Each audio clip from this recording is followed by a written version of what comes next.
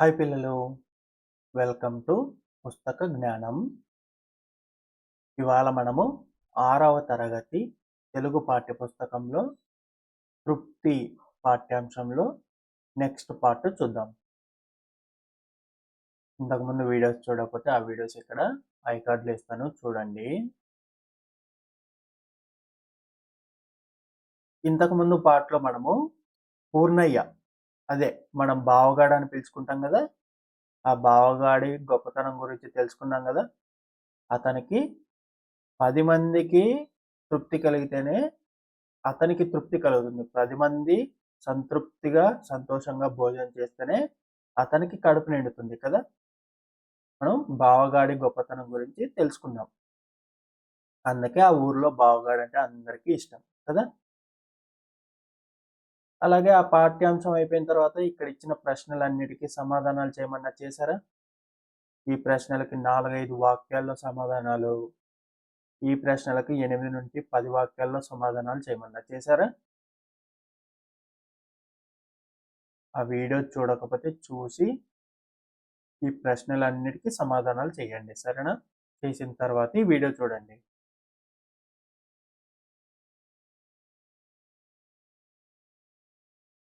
ఈరోజు ఇక్కడ భాషాంశాలు ఇచ్చారు కదా. ఈ భాషాంశాలు కూడా ఆల్రెడీ మీకు అన్నీ తెలిసినవే. ఇక్కడ గుణింతాలని గమనించి, మీకు తెలుసు కదా గుణింతాలంటే, వాటన్నిటిని ఇక్కడ రాయండి, సరేనా? అలాగే ఇక్కడ కూడా గుణింతాలు రాయండి.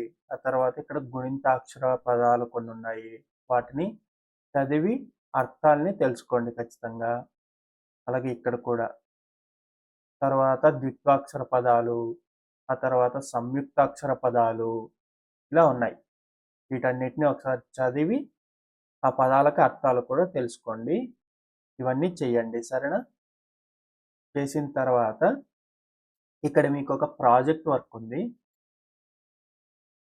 ప్రాజెక్ట్ పని ఇతరుల కోసం త్యాగం చేసిన మహాపురుషుల కథలు 3 గ్రంథాలయం నుండి సేకరించి ప్రదర్శించండి. ఇక్కడ ఎవరి కోసమైనా త్యాగాలు చేసిన మహాపురుషుల కథలు, ఉదాహరణకి ఇక్కడ శిబి చక్రవర్తి, రంతిదేవుడు అని 2 గురించి వాళ్ళు ఇచ్చారు ఉదాహరణలు. ఆ 2 గురించి ఇంకొకరు ఎవరైనా, అలా 3 గురించి మీరు తెలుసుకోండి. వాళ్ళు చేసిన త్యాగాలు ఏంటి అన్న కథలు మీ గ్రంథాలయంలో ఉంటాయి, తెలుసుకోండి. మీ గ్రంథాలయం అందుబాటులో లేదు అంటే మీకు ఇంటర్నెట్లో వెతికినా కూడా వీరి యొక్క కథలు దొరుకుతాయి, సరేనా? తర్వాత ఇక్కడ మీరు ఈ ప్రశ్నలకి అవును కాదు అన్న సమాధానాలు చెప్పండి. తర్వాత మనకు కుచేలోపాఖ్యానం అనే ఒక కథ ఉంది, చదువుదామా ఈ కథని. ఈ కథలో మనకు కుచేలుడు శ్రీకృష్ణుడి మధ్య ఉన్న మిత్రబంధం గురించి మనం తెలుసుకుంటాం. అలాగే ఇంటికి వచ్చిన అతిథిని ఎలా గౌరవించాలి అన్నది కూడా తెలుసుకుంటాం. కుచేలుడు అనే పేరు విన్నారా ఎప్పుడైనా? విన్నాం గురువు గారు, శ్రీకృష్ణుడి స్నేహితుడు కదా అంటూ పిల్లలంతా ఉత్సాహంగా అన్నారు. గురువు గారు కుచేలుడి పేరు విన్నారా అంటే, అవును విన్నాము, అతను శ్రీకృష్ణుడి స్నేహితుడు కదా అంటున్నారు పిల్లలంతా. మీకు కూడా తెలుసా కుచేలుడు అంటే ఎవరు? అందరికీ బాగా తెలిసిందే అంటూ కథ ప్రారంభించారు గురువు గారు. అవును, కుచేలుడి గురించి అందరికీ బాగా తెలిసిందే అంటూ కుచేలుడి కథ చెప్తున్నారు గురువు గారు. కుచేలుడు చాలా పేదవాడు, చినిగిపోయిన వస్త్రాలు కట్టుకొని తిరిగేవాడు. కుచేలుడు చాలా పేదవాడు, అతనికి సరైన ధనం లేక చిరిగిపోయిన వస్త్రాలనే కట్టుకొని తిరిగేవాడు. కుటుంబం గడవడం కష్టంగా ఉండేది. కుచేలుడి కుటుంబం గడవడం కూడా చాలా కష్టంగా ఉండేది, పేదవాడు కదా. ఒకనాడు కుచేలుడితో ఆయన భార్య, నాథ, ఇన్ని కష్టాలు పడుతున్నాం కదా, చిన్ననాటి మీ స్నేహితుడు శ్రీకృష్ణుడు ఉన్నాడు కదా, ఆయనను సహాయం అడగండి అని చెప్పింది. కుచేలుడి భార్య అతనితో, మనం ఇన్ని కష్టాల్లో ఉన్నాం కదా, మీ చిన్ననాటి స్నేహితుడు శ్రీకృష్ణుడు పెద్ద రాజు కదా, ఆయన్ను సహాయం అడగండి అని చెప్పి అడిగింది భార్య. సరే అన్నాడు కుచేలుడు. కుచేలుడు కూడా సరే అన్నాడు. కుచేలుడు చిన్ననాటి స్నేహితుడికి ఏదైనా తీసుకుని వెళ్ళాలని అనుకున్నాడు. మరి ఒకరింటికి వెళ్తున్నామంటే వాళ్ళకి ఏదో ఒకటి తీసుకువెళ్ళాలి కదా మర్యాదగా. కాబట్టి కుచేలుడు ఏదో ఒకటి తీసుకెళ్ళాలి అనుకున్నాడు. తీసుకొని పోవడానికి ఇంట్లో ఏమీ లేవు, కానీ అతను పేదవాడు. శ్రీకృష్ణునికి ఏం తీసుకెళ్ళగలడు? ఇంట్లో కూడా ఏమీ లేవు. భార్య తన పంచె కొంగున కట్టిన పిడికెడు అటుకులు తీసుకొని శ్రీకృష్ణుడి వద్దకు బయలుదేరాడు కుచేలుడు. కుచేలుడి భార్య అతని పంచె కొంగులో అటుకులు కట్టింది. ఆ అటుకుల్నే శ్రీకృష్ణుడికి ఇవ్వాలని తీసుకొని వెళ్ళాడు.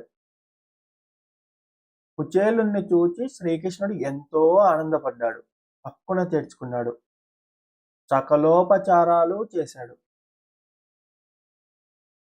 శ్రీకృష్ణుడు కుచేలుడు రాగానే అతని చిన్ననాటి స్నేహితుడు కదా, చిన్ననాటి స్నేహితుడిని చూసిన ఆనందంలో ఎంతో ఆనందపడి అతన్ని దగ్గరికి తీసుకొని అతనికి సకలోపచారాలు, సకల ఉపచారాలు అంటే అన్ని రకాల సపర్యలు చేశాడు. ఇంటికి వచ్చిన అతిథి, అందులోనూ చిన్ననాటి స్నేహితుడు, మరి గౌరవంగా మర్యాదలు చేయాలి కదా.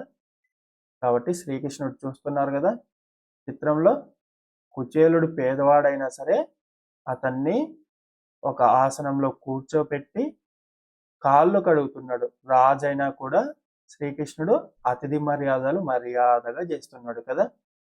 కుచేలుడు పేదవాడు అని చెప్పి అతన్ని హీనంగా చూడట్లేదు. అందులోనూ మిత్రుడు కదా, కాబట్టి అతనికి వచ్చిన అతిథిగా అన్ని సపర్యలు చేసి, మిత్రుడు కాబట్టి ఎంతో ఆనందంగా హక్కును చేర్చుకున్నాడు. కుచేలుడు తెచ్చిన అటుకులు ఎంతో మక్కువతో ఆరగించాడు. కుచేలుడు తెచ్చిన ఆ కొన్ని అటుకుల్నే ఎంతో ఇష్టంతో శ్రీకృష్ణుడు తిన్నాడు. రుక్మిణి కృష్ణులు కుచేలునికి పరిచర్యలు చేశారు. శ్రీకృష్ణుడి భార్య రుక్మిణి కూడా భర్తకు తగ్గట్టే అతిథులందరినీ చాలా గౌరవిస్తుంది, మర్యాదగా నడుచుకుంటుంది. శ్రీకృష్ణుడితో పాటు ఆమె రుక్మిణీదేవి కూడా కుచేలునికి ఎన్నో పరిచర్యలు చేసింది. కుచేలుడు శ్రీకృష్ణుని ఏమి అడగలేదు. కుచేలుడు వచ్చాడే గాని శ్రీకృష్ణుని ఏం సహాయం అడగడానికి అతనికి మనసొప్పట్లేదు. కుచేలుడు ఇంటికి తిరిగి వచ్చేసరికి అతని పాత కుటీర స్థానంలో మహాభవనం వెలిసింది. ఇలా కుచేలుడు శ్రీకృష్ణుడి దగ్గరికి వెళ్ళి ఏమీ అడగలేదు. వచ్చాడు, అటుకులు ఇచ్చాడు, మర్యాదలు స్వీకరించాడు, కానీ ఏమీ అడగకుండానే ఇంటికి వెళ్ళిపోయాడు. అలా వెళ్తూ ఉంటే కుచేలుడు ఇంటికి వచ్చేలోపే అతని పాత కుటీరము అంటే పాత గుడిసె ఉండేది కదా, పేదవాడు కదా, ఆ గుడిసె స్థానంలో పెద్ద భవనమే వెలిసింది. ఇప్పుడు కుచేలుడు ఏమీ అడగకపోయినా శ్రీకృష్ణుడు అతన్ని ఐశ్వర్యవంతుడిని చేశాడు. కుచేలుడు ఇంటికి వచ్చినప్పుడు ఎలా ఉన్నాడో శ్రీకృష్ణుడు చూశాడు కదా, తిరిగిన బట్టలతో ఉన్నాడు కదా.